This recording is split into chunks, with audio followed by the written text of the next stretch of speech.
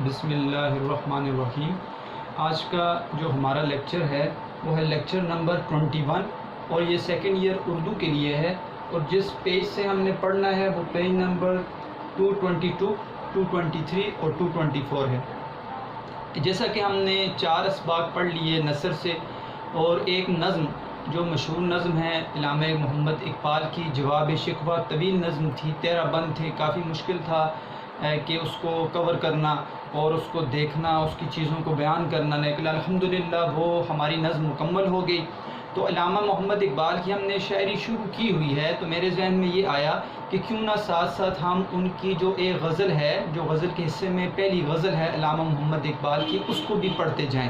علامہ محمد اقبال کی حالات زندگی کیونکہ ہم نے نظم کے اندر پڑھ لی ہے، اس لیے غزل کے اندر ان کی حالات زندگی دیکھنے کی ضرورت نہیں ہے۔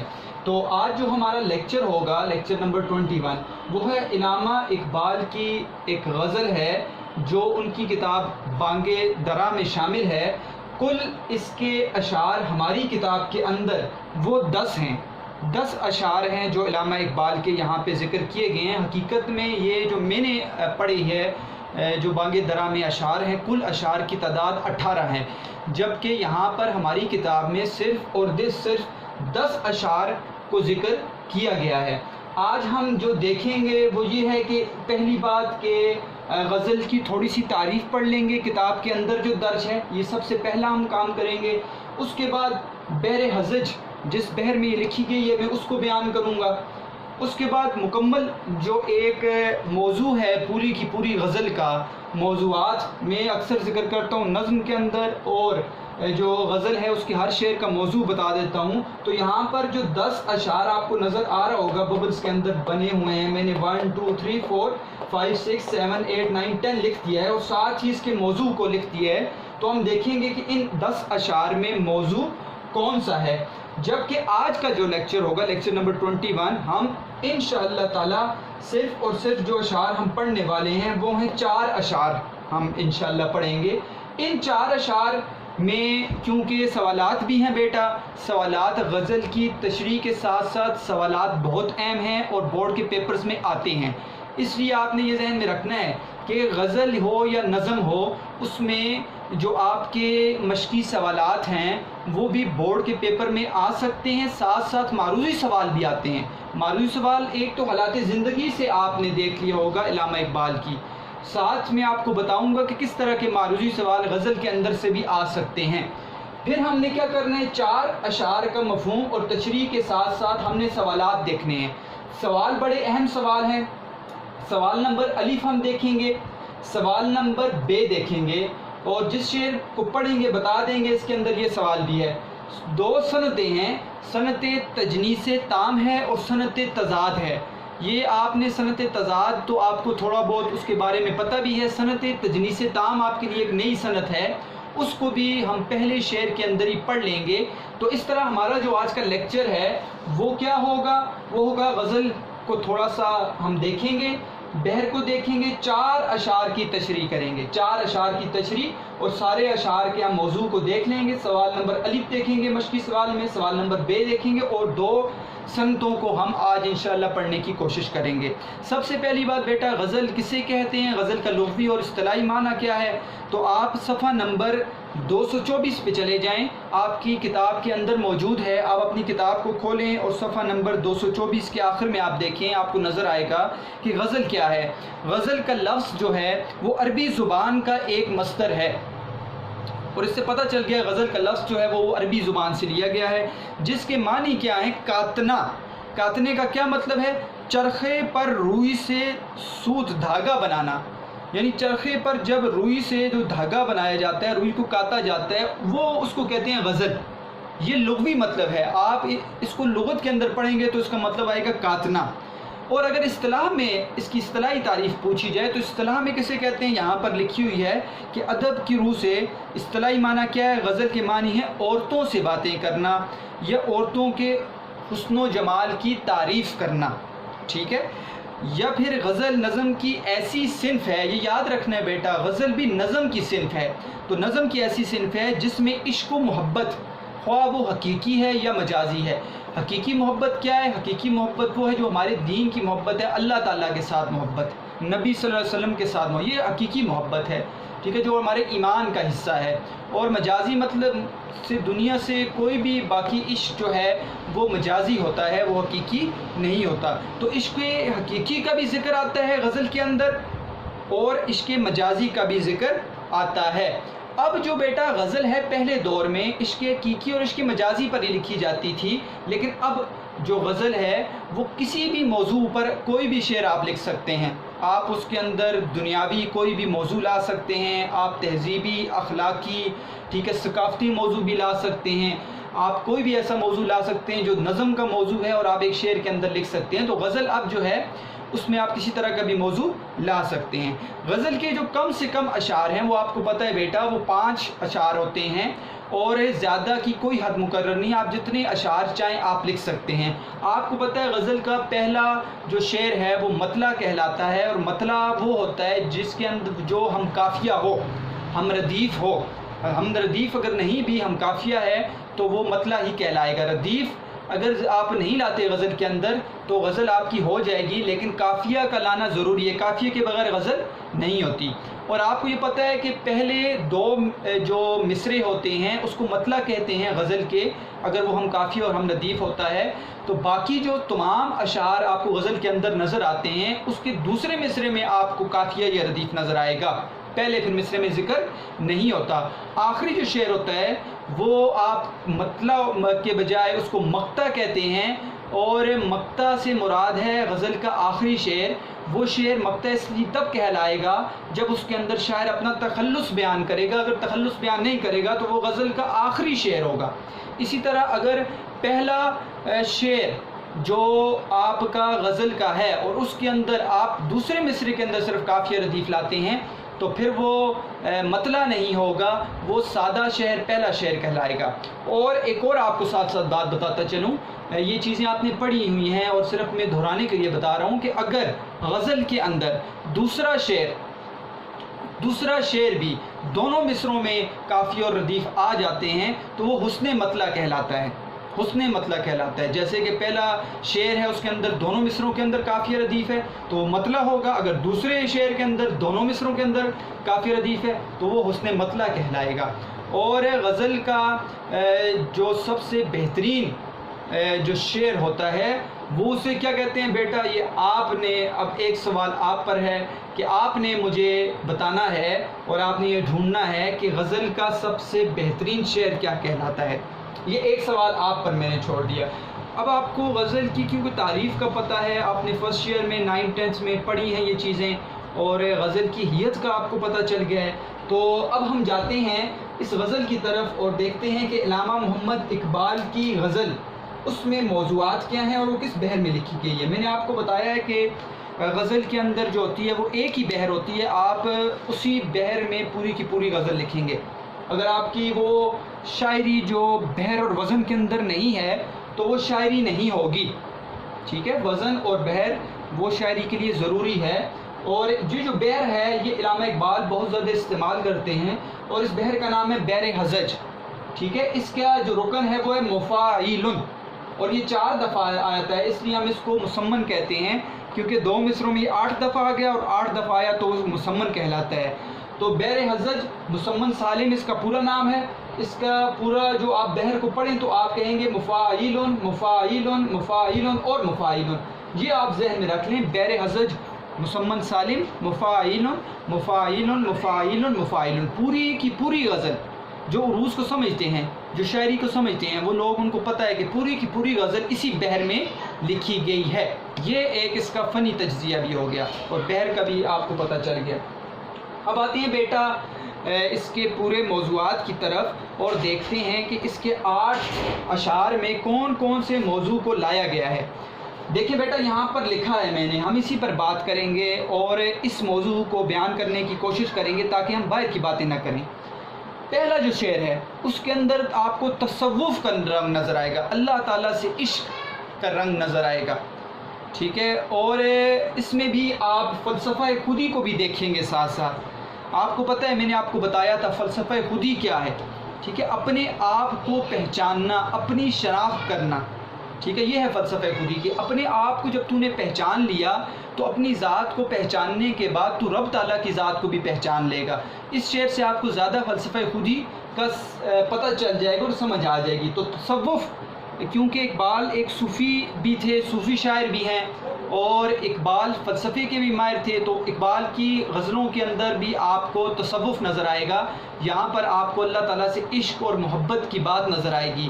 اقبال جو ہیں وہ ایک قدرتی طور پر، حالانکہ مرشد رومی، ٹھیک ہے، علامہ روم جو ہیں وہ بہت بڑے ایک پیر اور بزرگ گزرے ہیں، اور وہ ان کے اقبال کی حیات سے پہلے کے گزر چکے تھے، لیکن ایک قدرتی ان کی کتابوں سے وہ فیض ہوئے، اور وہ اپنا پیر جو ہے وہ مرشد رومی کو اپنا پیر سمجھتے تھے۔ اور تصوف میں اگر آپ ان سے آپ دیکھیں تو اقبال جو ہے مرشد رومی کے قائل تھے۔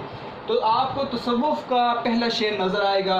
دوسرے شعر کے اندر آپ کو اقبال کی فلسفہ خودی نظر آئے گی۔ آپ ساتھ ساتھ لکھ لیں بیٹا، پہلے شعر کے ساتھ آپ تصوف لکھیں، دوسرے شعر کے ساتھ فلسفہ خودی لکھیں، تیسرے شعر کے اندر آپ کو عشق مجازی نظر آئے گا، ٹھیک ہے۔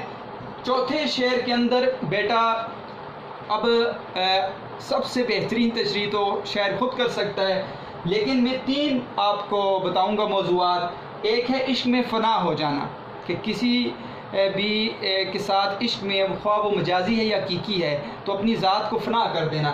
دوسرا، اس شعر میں اس کا موضوع یہ بھی آپ لا سکتے ہیں مسلمانوں کی حالت ظاہر، کہ جو مسلمانوں کے برے حالات تھے اس کے اوپر بھی یہ موضوع آ سکتا ہے۔ اور تیسرا ایک موضوع ہے کہ تقدیر کا مالک صرف اللہ ہے، یہ موضوع بھی یہاں پر آپ بیان کر سکتے ہیں۔ تو نمبر 5 اور 6 میں آپ کو اولیاء اللہ کی شان پتہ چلے گا کہ ولی کی شان کیا ہے۔ 7ویں، 8ویں اور 9ویں شعر میں آپ کو جو عشق رسول ہے، جو میں نے بیان بھی کیا تھا اقبال کا، وہ آپ کو نظر آئے گا کہ رسول صلی اللہ علیہ وسلم کے ساتھ کتنا عشق ہے، اور ان کی ذات پر یہ شعر لکھے گئے ہیں۔ اور آخری شعر پر آپ کو اقبال اپنے آپ پر نکتہ چینی اعتراض کرتے ہوئے نظر آئیں گے، اور آپ کو پتہ چلے گا یہاں سے ظاہر ہوتا ہے کہ اقبال ایک عاجز قسم کے انسان تھے، اور انہوں نے وہاں پر ظاہر کر دیا کہ آپ کو مجھ پر اعتراض کرنے کی ضرورت نہیں، میں خود اپنے اوپر اعتراض کرنے والا ہوں، یعنی میں خود اپنے گریبان میں جھانکنے والا ہوں۔ تو یہ 10 اشعار، 10 جو ہیں آپ کے سامنے میں نے ذکر کیے، جس میں مختلف موضوعات ہیں۔ ہم صرف اور صرف آج انشاءاللہ 4 اشعار کو دیکھیں گے اور ان کو پڑھنے کی کوشش کریں گے۔ اس کے اندر جو سوال ہیں وہ ہم تلاش کریں گے، اور سنتیں بھی دیکھیں گے۔ 2 سنتیں بڑی اہم سنتیں ہیں بیٹا۔ سب سے پہلا شعر ہم دیکھتے ہیں اب، جنہیں میں ڈھونڈتا تھا آسمانوں میں زمینوں میں، وہ نکلے میرے ظلمت خانہ دل کے مکینوں میں۔ کبھی اپنا بھی نظارہ کیا ہے تو نے اے مجنوں، کہ لیلا کی طرح تو خود بھی ہے محمل نشینوں میں۔ مہینے وصل کے گھڑیوں کی صورت اڑتے جاتے ہیں، مگر گھڑیاں جدائی کی گزرتی ہیں مہینوں میں۔ مجھے روکے گا تو اے ناخدا کیا غرق ہونے سے، کہ جن کو ڈوبنا ہو ڈوب جاتے ہیں سفینوں میں۔ جلا سکتی ہے شمع کشتہ کو موج نفس ان کی، الہی کیا چھپا ہوتا ہے اہل دل کے سینوں میں۔ نہ پوچھ ان خرقہ پوشوں کی، ارادت ہو تو دیکھ ان کو، ید بیضا لیے بیٹھے ہیں اپنی آستینوں میں۔ محبت کے لیے دل ڈھونڈ کوئی ٹوٹنے والا، یہ وہ میں ہے جسے رکھتے ہیں نازک آبگینوں میں۔ نمایاں ہو کے دکھلا دے کبھی ان کو جمال اپنا، بہت مدت سے چرچے ہیں تیرے باریک بینوں میں۔ خاموش اے دل بھری محفل میں چلانا نہیں اچھا، ادب پہلا کرینہ ہے محبت کے کرینوں میں۔ برا سمجھوں انہیں مجھ سے تو ایسا ہو نہیں سکتا، کہ میں تو خود بھی ہوں اقبال اپنے نکتہ چینوں میں۔ تو میں تو پہلا شعر پڑھ رہا تھا، لیکن بس جیسے پڑھتا گیا تو میرا دل کیا کہ میں پوری کی پوری غزل آپ کے سامنے پڑھ لوں، تو پوری غزل میں نے پڑھ لی بیٹا۔ اب ایسے کرتے ہیں کہ جو 4 اشعار ہیں پہلے ان کے ہم مشکل الفاظ کے معنی دیکھتے ہیں، اور آپ اپنی کتابوں پر لکھ لیں۔ ایک تو بورڈ میں نے آپ کو بار بار کہا ہے چھوٹا ہے، میں چاہتا ہوں ساری کی ساری چیزیں بورڈ کے اوپر لکھ دوں، معنی، اور ایک ایک یہاں پر شعر لکھوں ہر ایک حوالے کا، اور ہر ایک بات یہاں پر لکھوں تاکہ آپ کو آسانی ہو، لیکن بورڈ چھوٹا ہے۔ کوشش کی ہے کہ وہ چیزیں آئیں جو بہت زیادہ ضروری ہیں، جو آپ کو سمجھانا ضروری ہے۔ تو مشکل الفاظ کے معنی آپ لکھ لیں بیٹا اپنی کتابوں کے اوپر، مشکل نہیں ہے، آسان ہے۔ پہلے شعر میں جو مشکل لفظ مجھے ملا ہے وہ ہے ظلمت خانہ دل، ٹھیک ہے۔ ظلمت خانہ کہتے ہیں تاریک گھر، ظلمت خانہ، ظلمت آپ کو پتہ ہے تاریک کو کہتے ہیں، تو تاریک گھر، خانہ گھر کو کہتے ہیں۔ مکینوں رہنے والے، مکینوں رہنے والے، کبھی اپنا بھی نظارہ کیا ہے تو نے اے مجنوں کے اوپر، مجنوں کے اوپر لکھ لیں کیس، اس کا کیس بن عامر اس کو کہتے ہیں، پورا نام اس کا کیس آپ لکھ لیں، عرب کے قبیلے کا رہنے والا، عاشق تھا جو کس پر عاشق تھا؟ لیلا پر، ٹھیک ہے، لیلا نیچے نام آیا ہے۔ محمل نشین، محمل کہتے ہیں بیٹا آپ نے دیکھا ہوگا پرانے وقتوں میں بھی اور آج کل بھی، اونٹ ہوتا ہے نا، اونٹ، اس کے اوپر ایک ڈولی رکھی جاتی ہے کجاوا، ٹھیک ہے، اس میں آپ نے دیکھا ہوگا پرانے وقت میں وہ باقاعدہ ایک پالکی سی بنی ہوتی تھی جو پردے والی ہوتی تھی، اونٹ کے اوپر رکھی جاتی تھی۔ تو محمل نشین سے مراد ہے کہ اس پالکی کے اندر، اس پردے کے اندر بیٹھنے والی، ٹھیک ہے۔ تو لیلا کے لیے یہ استعمال کیا کہ لیلا جب جاتی تھی تو وہ اس اونٹ کی پالکی میں اپنے آپ کو بٹھا کر لے کے جاتی تھی جو پردے کے اندر ہوتی تھی۔ مہینے وصل، وصل کہتے ہیں بیٹا ملنا، ملاقات۔ گھڑیوں کی صورت، جلدی جلدی، ٹھیک ہے، مگر گھڑیاں جدائی کی گزرتی ہیں مہینوں میں، یہ تو آسان ہے۔ مجھے روکے گا تو اے نا خدا، نا خدا کہتے ہیں ملاح، کشتی چلانے والا ملاح۔ غرق، غرق کہتے ہیں ڈوبنا، کہ جن کو ڈوبنا ہو ڈوب جاتے ہیں، سفینہ کشتی کو کہتے ہیں بیٹا، کشتی لکھ لیں یہاں پر۔ تو میں نے ساتھ ہی آپ کو 4 کے 4 جو اشعار ہیں ان کے مشکل الفاظ کے معنی بتا دیے۔ اب ہم جاتے ہیں بیٹا پہلے شعر کی طرف اور اس کو دیکھتے ہیں اس میں کیا ہے۔ جنہیں میں ڈھونڈتا تھا آسمانوں میں زمینوں میں، وہ نکلے میرے ظلمت خانہ دل کے مکینوں میں۔ بیٹا بہت ہی خوبصورت شعر ہے اقبال نے جو یہاں پر مطلع آپ کو نظر آ رہا ہے، زمینوں اور مکینوں آپ کو نظر آ رہا ہے، دونوں قافیہ ہیں، ٹھیک ہے۔ تو ہم قافیہ یہ شعر ہے اور ہم ردیف بھی ہے کیونکہ اس میں میں آیا ہے، میں آپ کو ردیف نظر آ رہا ہے، اس اعتبار سے یہ غزل کا مطلع ہے کیونکہ اس کے دونوں مصروں میں آپ کو قافیہ اور ردیف نظر آ رہے ہیں، پہلی خوبصورتی۔ دوسری بات تو یہ ہے کہ یہاں پر بڑا خوبصورت پوری کی پوری غزل میں قافیے کا استعمال بہت خوبصورت کیا ہے اقبال نے، زمینوں اور مکینوں، پھر نشینوں، مہینوں، سفینوں، سینوں، آستینوں، بہت ہی خوبصورت قافیہ لایا جس سے آپ کو ایک غزل کے اندر ترنم اور موسیقیت بھی نظر آ رہی ہے۔ اور یہ جو بحر ہے نا بیٹا، یہ بڑی اہم بحر ہے اور یہ بڑی خاص بحر ہے اور زیادہ استعمال بھی ہوتی ہے شاعری کے اندر، اس کے اندر بھی اپنی ایک موسیقیت ہے بحر حجج کے اندر۔ تو اقبال نے اپنی غزل کو خوبصورت بنانے کے لیے موضوعات تو خوبصورت ہیں ہی ہیں، اس پہ بات کریں گے، لیکن بحر بھی خوبصورت لائی ہے، قافیہ اور ردیف بھی بہت خوبصورت لایا ہے۔ سب سے جو خاص بات آپ کو نظر آئے گی اس کے اندر، میں مرکبات کی بات بیٹا نہیں کروں گا کہ جنہیں میں ڈھونڈتا تھا آسمانوں میں، کیا ہے آسمانوں میں مرکب جاری ہے، ٹھیک ہے، زمینوں میں مرکب جاری ہے، وہ نکلے مرکب اشاری ہے، میرے ظلمت خانہ مرکب میرے اور را رے ری، ٹھیک ہے، کا کے کی، یہ الفاظ جہاں پہ آ جائیں اور نا نے نی بھی، ٹھیک ہے، اپنا، اپنے، ٹھیک ہے، اور میرے، میرا، یا پھر کا کے کی حروف آ جائیں تو یہ کون سا مرکب کہلاتا ہے؟ مرکب اضافی، میرے ظلمت خانہ، ٹھیک ہے، دل کے مکینوں، مرکب اضافی۔ تو مرکبات بھی خوبصورت لائے ہیں یہاں پر، ترکیب خوبصورت استعمال کی ہے۔ اور سب سے خاص چیز جو یہاں پر ذکر ہے وہ ہے 2 سنتوں کا استعمال کیا ہے یہاں پر، 2 سنتیں آپ کو نظر آئیں گی۔ وہ کون سی سنتیں ہیں بیٹا؟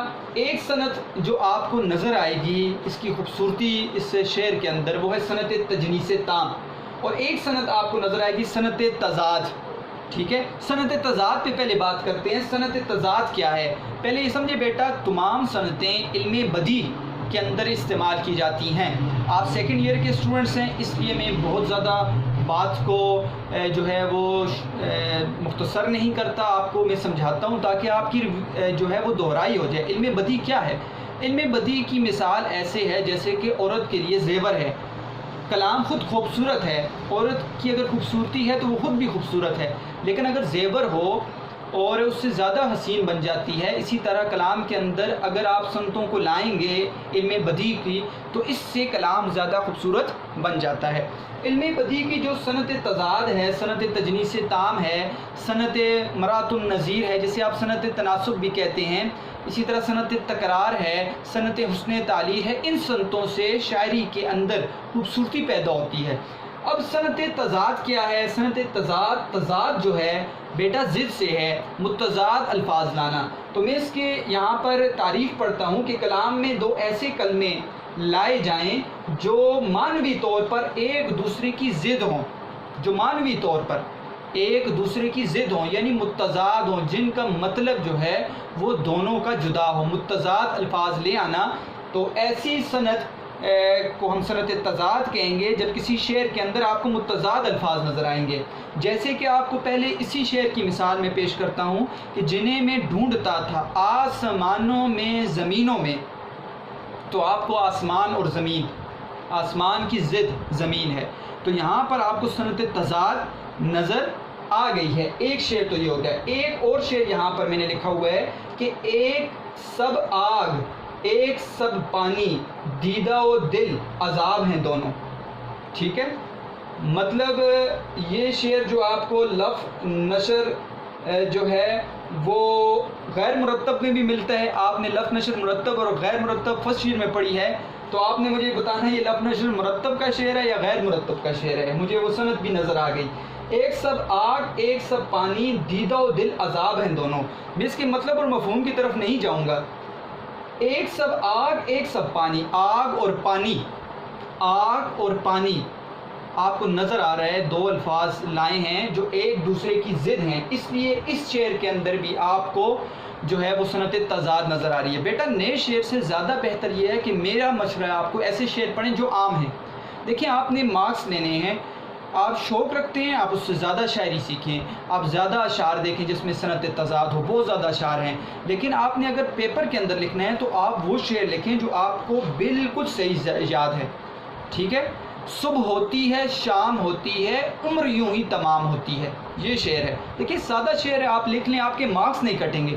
صبح اور شام تضاد ہے، صبح ہوتی ہے شام ہوتی ہے عمر یوں ہی تمام ہوتی ہے، عمر کا لفظ ہے، زندگی کا لفظ نہیں ہے۔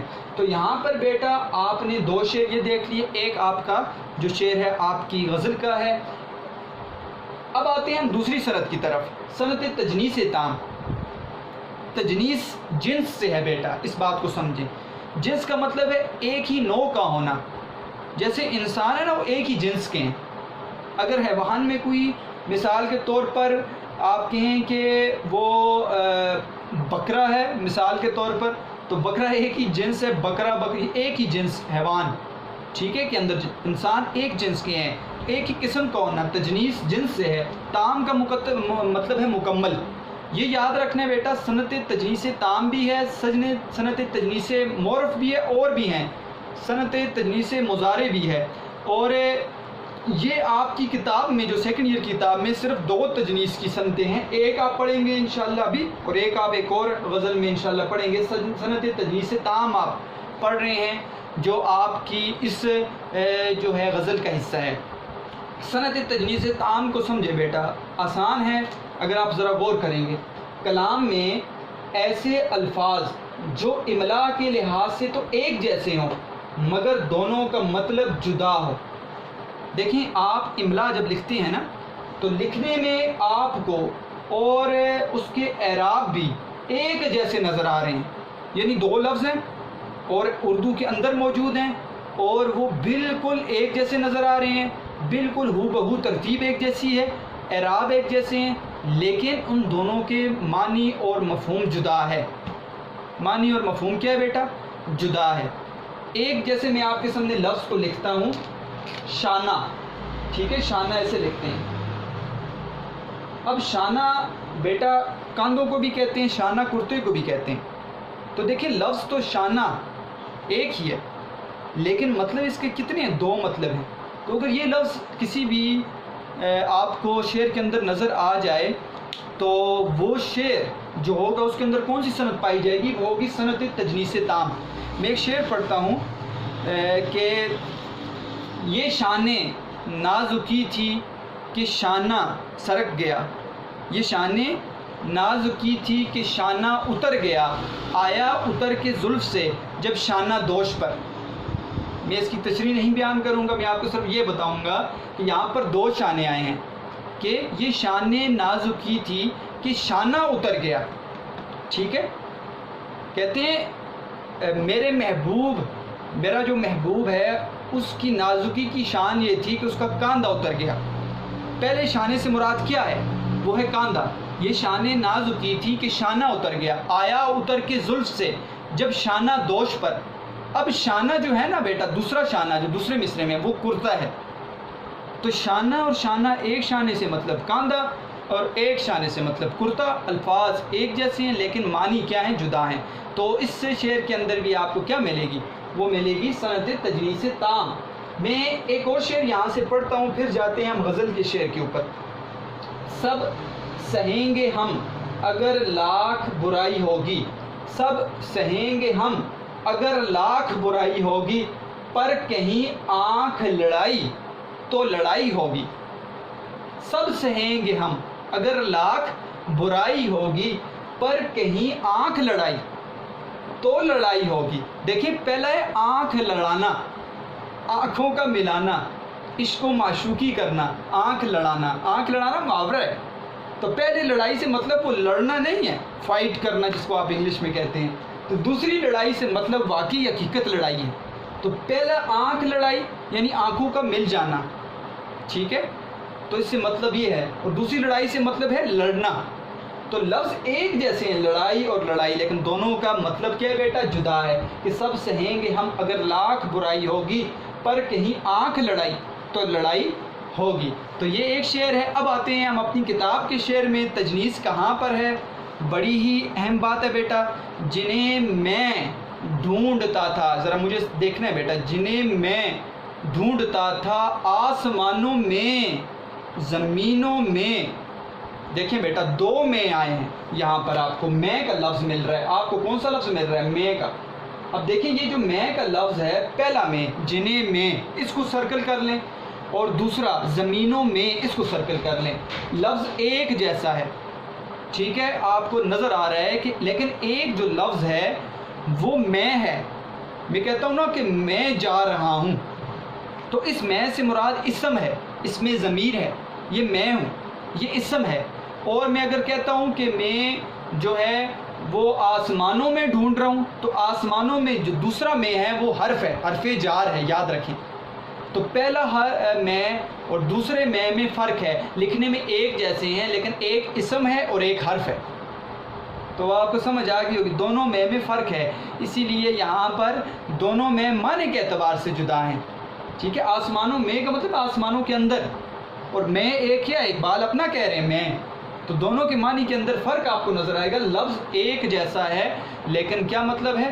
دونوں کے معنی اور مفہوم جدا ہیں۔ تو جنہیں میں ڈھونڈتا تھا آسمانوں میں زمینوں میں، تو دوسرے جو دونوں آسمانوں میں اور زمینوں میں ہیں وہ حرف جار ہیں۔ اس کا مطلب ہے آسمانوں کے اندر اور زمین کے اندر، یا آسمان کے اندر یا زمین کے، آسمانوں میں دیکھ رہا ہوں اور زمینوں میں دیکھ رہا ہوں میں، ٹھیک ہے۔ اور پہلے میں سے مراد ایک بات اپنا کہہ رہے ہیں کہ جنہیں میں ڈھونڈتا ہوں، تو اس میں دونوں میں کا آنا، ایک میں جو ہے وہ حرف جار ہے جبکہ دوسرا میں اسم ہے۔ اقبال نے اپنی طرف اشارہ کیا ہے، یہ صنعت تجنیس تام ہے۔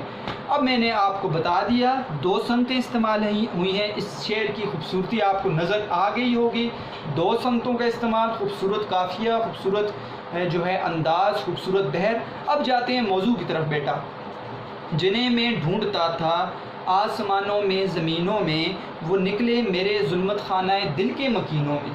کیا خوبصورت موضوع ہے بیٹا، تصوف کا موضوع ہے، اور اللہ تعالیٰ کی ذات کے ساتھ عشق کا موضوع ہے۔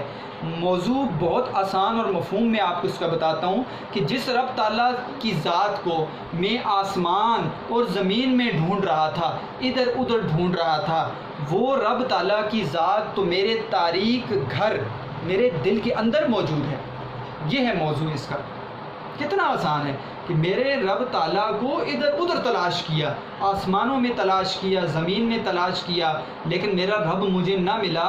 اور میرا رب کہاں موجود تھا؟ جب ساری چیزوں سے میں پرے ہوا، مجھے رب نہ ملا۔ جب میں نے غور و فکر کی تو رب تو مجھے اپنے اندر، اپنے دل کے اندر ملا۔ وہ تاریک گھر ہے، وہ تاریک گھر ہے کہ وہ تاریکی کے اندر ہے، لیکن میرے رب تعالیٰ تو میرے دل میں موجود ہیں۔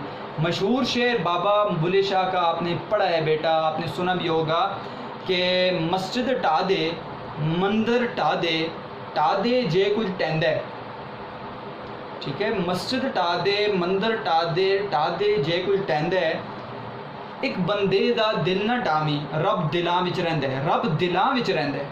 تو رب کہاں رہتا ہے؟ دل میں رہتا ہے، ٹھیک ہے۔ اور مشہور ایک اور شعر اقبال کا ہے کہ ظاہر کی آنکھ سے نہ تماشا کرے کوئی، ہو دیکھنا تو دیدہ دل وا کرے کوئی۔ ظاہر کی آنکھ سے، اقبال کہتے ہیں آنکھ سے اللہ تعالیٰ کی ذات کو نہ دیکھو، چشم بصیرت لاؤ، ہو دیکھنا تو دیدہ دل وا کرے کوئی۔ تم کیا کرو؟ وہ دل کی آنکھ سے دیکھو۔ دل کی آنکھ سے مراد ہے کہ دل میں رب تعالیٰ موجود ہے، چشم بصیرت لاؤ، ٹھیک ہے۔ اسی طرح ایک اور شعر ہے، آپ نے سنا بھی شاید ہوگا کہ دل کے آئینے میں ہے تصویر یار۔ آپ اس کو مجازی پر لے کر جائیں، لیکن مطلب تو یہی ہے کہ دل کے آئینے میں ہے تصویر یار، دل کے آئینے میں ہے تصویر یار، جب ذرا گردن جھکائی دیکھ لی، کہ دل کے آئینے میں ہے تصویر یار، جب ذرا گردن جھکائی دیکھ لی۔ کہ رب تو دلوں میں رہتا ہے بیٹا، جس کے ساتھ عشق ہو دل کے اندر موجود ہے۔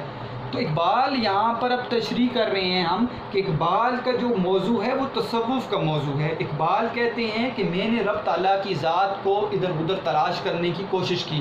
میں نے کہا رب آسمان میں ہوگا، رب تو ہر جگہ موجود ہے، ہمارے ارد گرد ہوگا۔ رب کو ڈھونڈنے کی کوشش کی، رب مجھے نہ ملا۔ رب کو جب میں نے سمجھا اور رب کے ساتھ مجھے عشق ہوا اور میں نے فلسفہ خودی کو دیکھا، فلسفہ خودی یہ کہہ رہا تھا کہ تو اپنے آپ کو پہچان۔ تو میں نے جب اپنے آپ کو پہچاننے کی کوشش کی، اپنے دل پر نظر ڈالی، تو مجھے دل میں رب تعالیٰ کی ذات نظر آئی۔ یہ یہاں پر اقبال بیان کر رہے ہیں۔ اور قرآن کیا کہتا ہے بیٹا؟ قرآن کہتا ہے نحن اقرب الیہ من حبل الورید، کہ اے بندے میں تو تیری شارک سے بھی زیادہ قریب ہوں، شارک سے بھی زیادہ قریب۔ اس کا مطلب ہے رب تعالیٰ جو ہے نا بندے کے دل میں موجود ہے۔ لیکن یہ دل کیسا ہو؟ یہ دل بیٹا وہ دل نہ ہو جس کے اندر میل ہے، جس کے اندر لوگوں کے لیے بغض ہے، جس کے اندر جو ہے وہ غیر ہے اور اللہ تعالیٰ کا غیر ہوگا۔ یاد رکھیے گا بیٹا کہ جس دل کے اندر اللہ تعالیٰ کا غیر موجود ہوتا ہے، لوگوں کے لیے بغض ہوتا ہے، لوگوں کے لیے نفرتیں ہوتی ہیں، تو ایسے دل میں پھر رب نہیں آتا۔ تو رب اس دل میں آتا ہے جو رب کی تعالیٰ سے محبت کرتا ہے، رب اس دل میں آتا ہے جو اللہ کی مخلوق سے محبت کرتا ہے، رب اس دل میں آتا ہے جو اللہ تعالیٰ کی ذات کے غیر کو دل سے نکال دیتا ہے۔ جب دل سے نکالتا ہے تو تب اللہ تعالیٰ اس دل میں سما جاتے ہیں۔ تو اقبال نے کیا خوبصورت شعر کہا کہ جنہیں میں ڈھونڈتا تھا آسمانوں میں زمینوں میں، میں رب تعالیٰ کی ذات کو آسمان اور زمین میں ڈھونڈتا رہا، وہ نکلے میرے ظلمت خانہ دل کے مکینوں میں، وہ تو میرے ایک تاریک گھر دل کے اندر رہنے والے تھے۔ تو اس کا مطلب ہے رب دل کے اندر موجود ہے۔ تو بیٹا مجھے یقین ہے کہ میں نے کوشش کی ہے پہلے شعر کو سمجھانے کی، آپ کو اس کی سمتیں بھی سمجھ آ گئی ہوں گی، ٹھیک ہے، آپ کو اس کا مفہوم بھی سمجھ آ گیا ہوگا، تشریح بھی۔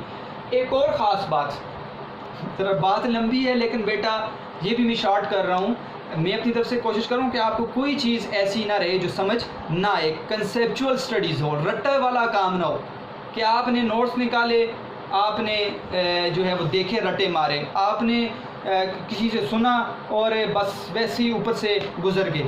شعر اور شاعری کو سمجھے بیٹا، نثر ہے تو نثر کو سمجھے، یہ ہے اردو ادب، ٹھیک ہے۔ سوال نمبر الف بھی اس کے اندر موجود ہے بیٹا، سوال نمبر الف پڑھیں۔ شاعر زمین و آسمان میں کیا ڈھونڈتا ہے؟ سوال نمبر الف میں سب سے پہلے آپ نے شعر لکھنا ہے۔ کون سا شعر؟ یہی والا، جنہیں میں ڈھونڈتا تھا آسمانوں میں زمینوں میں، وہ نکلے میرے ظلمت خانہ دل کے مکینوں میں، خدا کی تلاش۔ پہلی ہیڈنگ کہ شاعر علامہ اقبال، شاعر سے زیادہ بہتر علامہ اقبال اپنے غزل کے مطلع کے اندر یہ کہہ رہے ہیں کہ خدا کی تلاش میں کرتا رہا، میں خدا کو دنیا کے اندر ڈھونڈتا رہا، میں خدا کی ذات کو آسمانوں میں تلاش کرتا رہا، لیکن ظلمت خانہ دل، نیچے لکھیں کہ علامہ اقبال کہتے ہیں کہ جب میں تلاش کر کر کے تھک گیا اور جب میں نے اپنی ذات کو سمجھا، فلسفہ خودی کو دیکھا، تو اپنی ذات کو سمجھنے کے بعد مجھے پتہ چلا کہ میرا رب تو میرے تاریک دل، تاریک گھر جو دل ہے اس کے اندر موجود ہے۔ یہ آپ نے یہاں پر ظلمت خانہ دل کے اندر لکھنا ہے۔ تو اس سوال کے اندر 3 ہیڈنگز بن جائیں گی، شعر لکھیں، خدا کی تلاش اور ظلمت خانہ دل۔ اب جاتے ہیں بیٹا دوسرے شعر کی طرف کہ کبھی اپنا بھی نظارہ کیا ہے تو نے اے مجنوں، کہ لیلا کی طرح تو خود بھی ہے محمل نشینوں میں۔ بیٹا یہاں پر بھی بہت ہی خوبصورت استعارہ اور تشبیہ کو لایا گیا ہے، علم بیان، ٹھیک ہے، علم بیان آپ کو نظر آ رہا ہے یہاں پر۔ اور اسی طرح لیلا کی طرح تو خود بھی ہے محمل، اے مجنوں، مرکب ندائیہ، ٹھیک ہے، بلانا کسی کو، یہاں پر مرکب ندائیہ ہے۔ مجنوں یہاں پر جو ہے نا بیٹا وہ اصل میں استعمال کیا گیا ہے مسلمانوں کے لیے، ٹھیک ہے، اور جو موجودہ دور کے مسلمان تھے ان کو کہا اے مجنوں، تو استعارہ ہوا مجنوں کس کے لیے؟ مسلمانوں کے لیے۔ لیلا کی طرح، اب کی طرح لفظ آ گیا تو یہ تشبیہ ہے کہ مسلمانوں کو پھر تشبیہ دے دی لیلا کے ساتھ کہ تم لیلا کی طرح ہو۔ اور یاد رکھیے گا بیٹا تشبیہ انشاءاللہ میں جب فرسٹ ایئر کو پڑھاؤں گا وہ لیکچر آپ کی طرف سینڈ کروں گا۔ تشبیہ کے اندر آپ نے پڑھے ہیں اجزاء کو ڈھونڈیں، مشبہ کیا ہے، مشبہ بہی کیا ہے، غرض تشبیہ کیا ہے اور حرف تشبیہ کیا ہے، یا غرض کی جگہ وجہ بھی آپ نکال سکتے ہیں، تو 4 نکالیں، 5 کے نکالنے کی ضرورت نہیں ہے، غرض نکالیں یا وجہ نکال لیں، تو یہ آپ کو اس کے اندر تلاش کرنا پڑے گا۔ تو یہاں پر خوبصورت کیا کیا ہے بیٹا استعارہ اور خوبصورت جو ہے تشبیہ استعمال کی ہے۔ مفہوم کیا ہے؟ کبھی اپنا بھی نظارہ کیا ہے تو نے مجنوں، اے مسلمان، اے عشق کرنے والے، تو اپنے آپ کو عاشق کہتا ہے رب تعالیٰ کا، اے مسلمان کیا تو نے اپنے آپ کو دیکھا ہے؟ ٹھیک ہے، تو مجنوں تھا، تو مجنوں تھا، مجنوں تو در بدر پھرا ہے عشق کے لیے، لیکن کہتے ہیں کہ تو اصل میں مجنوں نہیں ہے، تو حقیقی مجنوں نہیں ہے، تو لیلا نکل آیا، تو لیلا ہے۔ جیسے لیلا جو ہے وہ پردے میں بیٹھ کر ایک ڈولی میں، ایک جاوے میں بیٹھ کے چلی جاتی تھی، تو بھی اسی طرح پردے کے اندر ہے۔ فلسفہ خودی کو بیان کیا ہے کہ اب پردے سے باہر نکل، پردے سے باہر نکل، ان چیزوں سے باہر نکل، اپنی ذات کی شناخت کر، اپنے آپ کو پہچان۔ یہ ہے اس شعر کا موضوع، فلسفہ خودی، اپنے آپ کو پہچان، پردے سے باہر نکل، پردے سے باہر نکل، دنیا میں اپنی ذات کو منوا، تو اگر عاشق ہے تو دنیا میں بتا میں دین کا عاشق ہوں۔ تو یہاں پر بیٹا اب تشریح آپ دیکھیں کہ کبھی اپنا بھی نظارہ کیا ہے تو نے اے مجنوں، تو یہاں پر مجنوں کہہ کر خطاب ہے مسلمانوں سے کہ موجودہ دور کے مسلمان جو تھے وہ اپنے گھروں کے اندر بند ہیں، ایک بات۔ دوسری بات اپنی ذات کو پہچان رہے نہیں ہیں کہ میں کون ہوں، میں اللہ کا نائب ہوں، میں اللہ کا خلیفہ ہوں۔ اللہ کے نائب اور خلیفہ کا کام کیا ہے؟ وہ یہ کام ہے کہ وہ دنیا میں اپنے گھر میں نہ رہے بلکہ پوری دنیا میں پھیل جائے اور کلمے کی دعوت کو عام کرے، یہ ہے نائب اور خلیفہ کا کام۔ اور دوسری بات یہ ہے کہ مسلمان تو وہ ہے کہ جو اپنی ذات کا مطالعہ کرے اور اپنی ذات کو مطالعہ کرنے کے بعد دیکھے کہ میری ذات ہے اور یہ کس نے بنائی ہے، تو پھر اللہ تعالیٰ کی ذات کی اس کو سمجھ آ جائے گی، پھر اللہ تعالیٰ کی حقیقی ذات اس کو سمجھ آئے گی۔ ٹھیک ہے بیٹا، ایک دیکھیں بیٹا، ایک ہے ایمان اور ایک ہے عقیدہ۔ دیکھیں میری بات کو ذرا غور سے سمجھنا ہے کہ ایک تو ہم مسلمانوں کے گھر پیدا ہو گئے تو قدرتی طور پر ہم مسلمان ہیں، ٹھیک ہے، ہم ایمان لے آئے قدرتی طور پر کیونکہ ہمارے پاس اور کوئی چارہ نہیں تھا، ہم ایمان والے گھر پیدا ہوئے الحمدللہ، اور ہم دین پر جو ہم نے کلمہ پڑھ لیا۔ ایک ہے عقیدہ، اب میں اور آپ ہم سارے، یہ عقیدہ کیا ہے؟ عقیدہ یہ ہے کہ حقیقت میں کیا ہمیں رب تعالیٰ کی ذات کا یقین ہے؟ کیا حقیقت میں ہم نبی علیہ السلام کی تعلیمات پر عمل کرنے والے ہیں؟ کیا حقیقت میں ہم عقیدہ آخرت کو ماننے والے ہیں کہ کیا ہم مر جانے کے بعد دوبارہ اٹھیں گے؟ یہ عقیدہ، ایمان کے ساتھ عقیدہ بھی ہے بیٹا۔ تو یہ نہیں ہے کہ ایمان لے آئے اور ایمان کے بعد اب عقیدہ نہ رکھیں اور اپنے آپ کو پختہ نہ سمجھیں، پھر تو آپ صحیح طور پر مسلمان نہ ہوئے۔ تو اس شعر کے اندر بھی اصل بات یہ ہے کہ سمجھایا جا رہا ہے کہ اے مسلمانوں کہ تم اپنی حقیقت کو جانو، اصل بات کو سمجھو کہ اصل کیا ہے، تمہاری ذات کیا ہے۔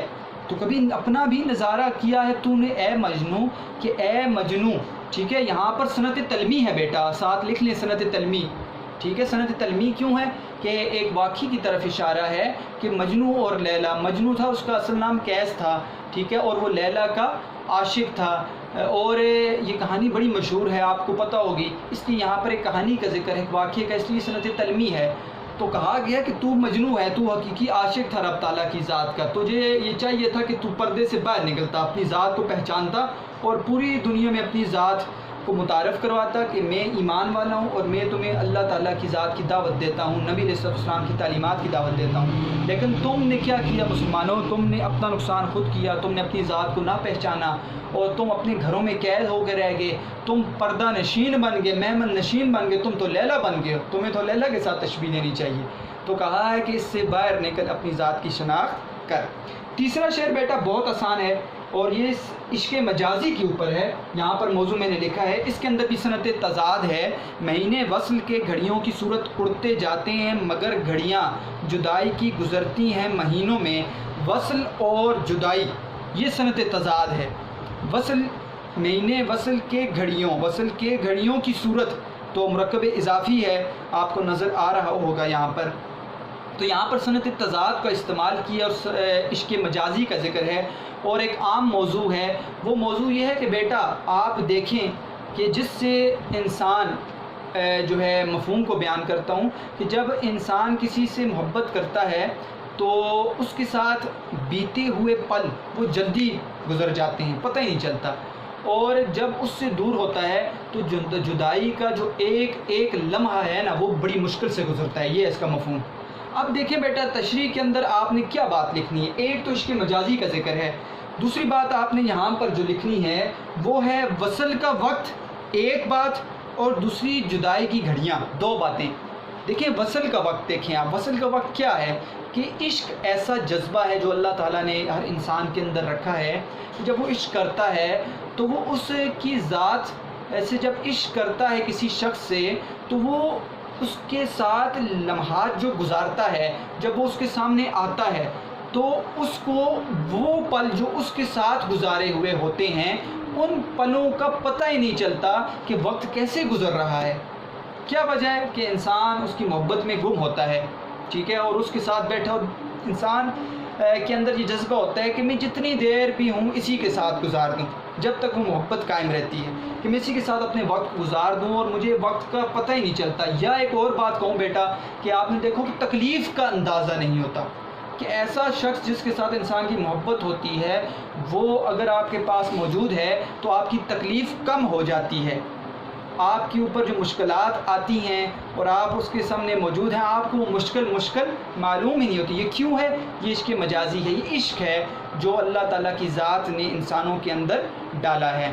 جبکہ دوسری طرف آپ دیکھیں وہ ہے کون سی بات بیٹا؟ جدائی کی گھڑیاں۔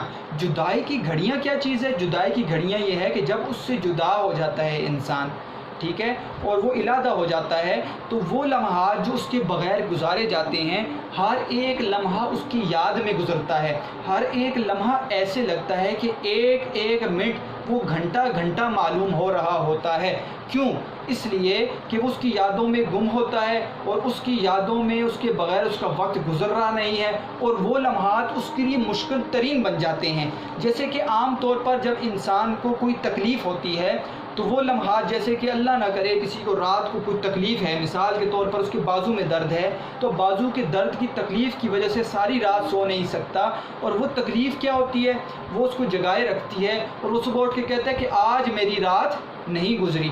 ایسے ہی جب عشق میں جدائی آتی ہے تو وہ ایک عاشق کے لیے وہ مشکل ترین لمحہ ہوتا ہے، اس لیے اس کا ہر ایک لمحہ، ہر ایک پل، ہر ایک گھڑی جو ہوتی ہے وہ اس کے لیے مشکل بن جاتی ہے اور وہ لمحات اس کے نہیں گزرتے۔ اب آتے ہیں بیٹا اس کے اندر ایک سوال بھی ہے، سوال نمبر بے آپ نے لکھنا ہے کہ وصل کا وقت جلد کیوں بیت جاتا ہے۔ تو یہاں پر بیٹا شعر لکھنا ہے. کون سا شعر؟ یہی والا کہ مہینے وصل کے گھڑیوں کی صورت اڑتے جاتے ہیں مگر گھڑیاں جدائی کی گزرتی ہیں مہینوں میں. شعر لکھنا ہے. میں نے جو دو باتیں آپ کے سامنے بیان کی ہیں وہ اسی لیے کی ہیں کہ آپ کا سوال بھی حل ہو جائے. وصل کا وقت آپ نے ساری بات اس کے اندر لکھنی ہے آپ. ٹھیک ہے، آپ نے بھی سن لی ہوگی، نہیں تو ریوائنڈ کریں اور دوبارہ سنیں. وصل کا وقت کیا ہے؟ اور دوسری بات آپ نے کرنی ہے جدائی کی گھڑیاں. تو یہ ساری بات اس کے اندر کرنی ہے جو میں نے تشریح کے بعد آپ کے سامنے کی ہے. تو آپ کا یہ سوال بھی انشاءاللہ تعالی مکمل ہو جائے گا. تو بیٹا اب ہمارے پاس سوال نمبر الف بھی ہو گیا ہے، سوال نمبر بے بھی ہو گیا ہے، 2 سنتیں بھی ہو گئی ہیں، 3 شعر پڑھنی ہیں. اب آتے ہیں ہم شعر نمبر 4 کی طرف. شعر نمبر 4 کیا ہے؟ مجھے روکے گا تو اے نا خدا کیا غرق ہونے سے کہ جن کو ڈوبنا ہو ڈوب جاتے ہیں سفینوں میں. بیٹا 3 موضوعات ہیں، 3 موضوعات یہاں پر. ایک تو یہ ذہن میں رکھیں یہاں پر جو صنعت استعمال کی گئی ہے وہ صنعت مرات النظیر ہے، صنعت تناسب جس کو کہا جاتا ہے. کلام میں 2 ایسی چیزوں کا لانا جو ایک چیز کا لانا اس کی مناسبت سے دوسری چیزوں کا ذکر کرنا، جیسے کہ کشتی ملاح کا لانا اور اس کی مناسبت سے کشتی کا لے آنا. تو آپ کو نظر آ رہا ہوگا یہاں پہ نا خدا ملاح کو کہتے ہیں اور سفینہ کشتی کو کہتے ہیں، اور غرق اور ڈوبنا بھی ہو سکتا ہے. تو یہاں پر صنعت تناسب کا استعمال کیا گیا ہے. 3 موضوع یہاں پر آپ دیکھ سکتے ہیں. پہلا موضوع ہے عشق میں فنا آپ نے آپ کو کرنا. ہم کہتے ہیں نا ہم اس کی یادوں میں ڈوبے ہوئے ہیں. پہلا موضوع تو یہ ہے کہ جس نے اے ملا یعنی کہ اے کوئی بھی شخص، ٹھیک ہے، تو مجھے ڈوبنے سے نہیں روک سکتا. جس کو ڈوبنا ہو نا، عشق میں فنا ہونا ہو نا، تو وہ روکنے والا روکتا رہے لیکن اس نے عشق میں فنا ہونا ہے، وہ عشق میں فنا ہو کر رہے گا. پہلا موضوع. دوسرا موضوع یہ ہے مسلمانوں کی، جو موجودہ دور کے مسلمان ہیں ان کی حالت زار بری حالت پر بات کی ہے کہ تو اے ملا، اے کوئی مبلغ، اے تبلیغ کرنے والا، تو ان مسلمانوں کو کیا روکے گا؟ انہوں نے ڈوبنا ہے، انہوں نے غرق ہونا ہے، تو ملا کا کام یہ کشتی پار لگانا، لیکن جن کو ڈوبنا ہو نا وہ ملا کے ہوتے ہوئے بھی کشتی کے اندر ڈوب جاتے ہیں، یعنی کہ اپنے آپ کو تباہی میں ڈال دیتے ہیں. دوسرا موضوع. تیسرا موضوع تقدیر کا مالک اللہ ہے. تیسرا موضوع بیٹا، تیسرا موضوع کیا ہے؟ تیسرا موضوع یہ ہے کہ مجھے روکے گا تو اے نا خدا کیا غرق ہونے سے کہ جن کو ڈوبنا ہو ڈوب جاتے ہیں سفینوں میں. مطلب کیا ہے کہ جو تقدیر اللہ تعالیٰ نے کسی کی لکھ دی ہے، ٹھیک ہے، اور اس کے لیے مشکل لانی ہے تو وہ مشکل اس پر آ کے رہے گی. ہم پڑھتے ہیں نا آمنت باللہ و ملائکتہ و کتبہ و رسلہ والیوم الآخر والقدر خیرہ و شرہ من اللہ تعالی. اچھی تقدیر اور بری تقدیر کس کی طرف سے؟ اللہ کی طرف سے. یہ ہمارا ایمان ہے. اور شعر مشہور آپ نے سنے بھی ہوں گے کہ مدعی لاکھ برا چاہے تو کیا ہوتا ہے، مدعی لاکھ برا چاہے تو کیا ہوتا ہے، وہی ہوتا ہے جو منظور خدا ہوتا ہے. یہ ایک اور شعر میں آپ کے سامنے پڑھتا ہوں کہ در بدر ناسیہ فرسائی سے، در بدر جگہ جگہ ناسیہ فرسائی اپنے جو ہے پیشانی کو جو ہے وہ لوگوں کے پاؤں میں ڈالنا. در بدر ناسیہ فرسائی سے کیا ہوتا ہے، وہی ہوتا ہے جو قسمت میں لکھا ہوتا ہے، وہی ہوتا ہے جو قسمت میں لکھا ہوتا ہے. تو اس سے آپ کو 2 اشعار سے اب یہ تقدیر کا مالک اللہ ہے آپ کو پتہ چل گیا ہوگا کہ یہاں پر شاعر علامہ اقبال کہہ رہے ہیں کہ مجھے روکے گا تو اے نا خدا کیا غرق ہونے سے کہ جن کو ڈوب نہ ہو ڈوب جاتے ہیں سفینوں سے. کہ اے میرے بندے تو چاہتا ہے میرے اوپر ملا کا کام کیا بیٹا؟ کشتی کو پار لگانا. تو اے ملا تو مجھے ڈوبنے سے روکنا چاہتا ہے، تو مجھے مشکل سے نکالنا چاہتا ہے، لیکن میرے لیے رب تعالیٰ کی ذات نے اگر مشکل لائی ہوئی ہے تو اس مشکل میں پڑ جاؤں گا کیونکہ میری تقدیر میں وہ لکھا ہوا ہے. دیکھیں ملا اب کشتی اس میں لے کر جاتا ہے نا تو وہ کیا یہ سوچتا ہے کہ میں یہاں سے کشتی پار لگاؤں اور اس میں بندے ڈوب جائیں. ملا کا کام یہ ہوتا ہے کہ پار لگانا، لیکن پھر بھی اللہ کی طرف سے آئی ہو اور ڈوبنا ہو تو بندہ ڈوبنا لگ جائے اور اللہ کی طرف تقدیر میں لکھا ہو تو ڈوب بھی جاتے ہیں لوگ کشتی کے اندر بیٹھے ہوئے. کوئی میں مثال کے طور پر کوئی طوفان آیا، ٹھیک ہے، اور وہاں پہ کشتی آپ نے دیکھا ہوگا کئی دفعہ کشتی الٹ جاتی ہے تو لوگ ڈوب جاتے ہیں. تو اللہ کا کام ہے کہ کشتی کو بچانا، لیکن ڈوبنا ہو تو ڈوب جاتے ہیں. مطلب کیا ہے کہ تقدیر میں جو چیز لکھی ہوتی ہے وہ ہو کر رہتی ہے. ایک موضوع. دوسرا موضوع مسلمانوں کی حالت زار ہم نے پڑھی ہے بیٹا، تشریح کے اندر آپ لکھ سکتے ہیں، جواب شکوہ کے اندر اس کو باقاعدہ موضوع بنایا ہے علامہ اقبال نے، مسلمانوں کے حالت کے اوپر بات کی ہے کہ تمہاری حالت بہت بری ہے، ٹھیک ہے، اور تم اپنے آباء و اجداد کی باتیں نہ کرو، تھے تو آباء وہ تمہارے ہی مگر تم کیا ہو، ہاتھ پر ہاتھ دھرے منتظر فردہ ہو، آباء و اجداد کی بات کر دی، حالت زار پر بات کر دی۔ یہاں پر بھی اقبال کیا کہہ رہے ہیں، اقبال کہہ رہے ہیں مجھے روکے گا تو اے نا خدا کیا غرق ہونے سے، کہ اے نا خدا، اے مبلغ، اے مجھے بچانے والے، تو مجھے چاہتا ہے کہ تو مجھے مشکل سے نکالے اور مسلمانوں کی مشکل حالات سے نکالے، لیکن مسلمان اس دور کے ایسے ہیں کہ اپنے آپ کو وہ چاہتے ہیں غرق ہو جائیں، وہ نہیں چاہتے ہماری اصلاح ہو، تو ان کو ڈوبنا ہے نا، وہ کشتی میں بیٹھے ہوئے ڈوب جائیں گے۔ تو بچا رہا ہوگا ملا، تو اے انسان تو بچا رہا ہوگا، اے مبلغ تبلیغ کرنے والا، اصلاح کرنے والا، تو بچا رہا ہوگا، لیکن وہ لوگ کیا ہیں، وہ ڈوبنا چاہتے ہیں۔ تو مسلمانوں کی حالت ایسی ہے کہ میں چاہتا ہوں کہ میں آپ کی اصلاح کروں، تمہیں میں کہہ رہا ہوں فلسفہ خودی کو پہچانو، تم عشق رسول پر آؤ، لیکن تم نے اگر غرق ہونا ہے نا تو تم میری باتوں پر توجہ نہیں کرو گے۔ تو موجودہ دور کے مسلمانوں پر بات کی ہے، تنقید کی ہے اقبال نے۔ تیسری بات، عشق میں فنا کرنا، یہاں پر عشق میں فنا بھی ہو سکتا ہے، کیسے بیٹا، مجھے روکے گا تو اے نا خدا کیا غرق ہونے سے، کہ جن کو ڈوب نہ ہو ڈوب جاتے ہیں سفینوں میں، کہ جس شخص کو عشق میں فنا ہونا ہے اس کو کوئی بھی کہہ دے کہ عشق نہ کر، ٹھیک ہے، وہ حقیقی ہے یا مجازی ہے، اس نے غرق ہونا ہے، عشق میں ڈوبنا ہے، ٹھیک ہے، ہم کہتے ہیں نا اس کی یادوں میں ڈوبا ہوا ہے۔ اسی طرح میں آپ کے سامنے ایک شعر پڑھتا ہوں کہ تیرے غم میں جب بھی گم ہوا ہوں میں، تیرے غم میں جب بھی گم ہوا ہوں میں، پرندے کندھوں پہ بیٹھ جاتے ہیں۔ دیکھیں، تیرے غم میں جب بھی گم ہوا ہوں میں، تو میں اب ڈوب گیا ہوں تیری یادوں میں، تو پرندے کندھوں پہ بیٹھ جاتے ہیں، وہ ان کو پتہ لگتا ہے جیسے یہ کوئی پیڑ ہے، یہ کوئی شجر ہے، یعنی اتنا ڈوب جاتا ہوں میں تیرے غم میں، تو تیری یادوں میں۔ تو جس نے عشق میں ڈوبنا ہوتا ہے نا، عشق میں فنا ہونا ہوتا ہے، وہ اللہ تعالیٰ کی ذات کے ساتھ عشق ہے، نبی کے ساتھ عشق ہے، اور اولیاء کے ساتھ عشق ہے، یا پھر مجازی عشق ہے دنیا کے اندر۔ تو جس نے عشق میں فنا ہونا ہوتا ہے، کوئی بندہ اس کو روکنا چاہے تو وہ پھر بھی نہیں رکے گا، وہ کیا ہوگا، وہ ڈوب جائے گا۔ تو بڑا ہی خاص شعر ہے بیٹا، آپ کو اس تینوں موضوع کے اوپر سمجھ آئی ہوگی، مجھے یقین ہے آپ کو یہ سارا لیکچر آج سمجھ آیا ہوگا۔ تھوڑی بات لمبی ہو گئی غزل کے اندر، تو اتنی لمبی بات کوئی نہیں کرتا، لیکن میری کوشش ہے آپ کو ہر بات سمجھ میں آئے۔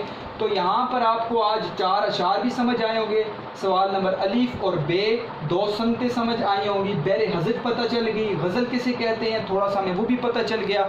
تو اگر آپ کو پھر بھی بیٹا کسی شعر میں کوئی مشکل درپیش آ رہی ہے تو آپ کو پتہ ہے، اب جو ایسے بھی ماشاءاللہ اب لوگ ہیں، یہ عرض میں آپ کے سامنے نہیں رکھ سکتا، اپنی بڑائی نہیں، اللہ تعالیٰ معاف کریں اس بات سے، اللہ تعالیٰ عاجز بنائے بندے کو، اصل چیز عاجزی ہے، جب تک آپ کے اندر عاجزی ہے علم آتا رہے گا، جب عاجزی چلی گئی نا بیٹا، غرور و تکبر آ گیا، پھر علم کا آنا نہیں ہے بیٹا، اس دل میں علم آتا ہی نہیں ہے جس کے اندر غرور و تکبر ہو، اور وہ علم یاد رکھو غرور و تکبر والا نقصان دیتا ہے۔ تو عاجزی اللہ تعالیٰ لائے، لیکن ایسے بھی لوگ ہیں کہ جو سن رہے ہیں، اور مجھے میسج آیا مختلف، کل بھی ایک اسلام آباد سے آیا، اس طرح فیڈرل بورڈ کے بچے ہیں ان کی طرف سے بھی آیا کہ سر ان کو کیونکہ نمبر اب پتہ چل گیا، باقاعدہ میں نے نمبر لکھ دیا ہے اوپر اپنا واٹس ایپ کا، تو اگر آپ کو کوئی بھی، ایک تو میرے اپنے اسٹوڈنٹس جو کالج کے اسٹوڈنٹس ہیں ان کے لیے میں ریکارڈنگ کر رہا ہوں، اور اس کے علاوہ بھی کوئی اسٹوڈنٹس ہیں، تو ان کو اگر کوئی بھی مسئلہ درپیش ہے اس چیز میں یا کوئی سوال کرنا ہے تو آپ میرے واٹس ایپ پہ پوچھ سکتے ہیں، اور آپ اس میں کوئی بھی شرم محسوس نہیں کرنی، کوئی بات نہیں سمجھے میں دوبارہ سمجھا دوں گا انشاءاللہ تعالی۔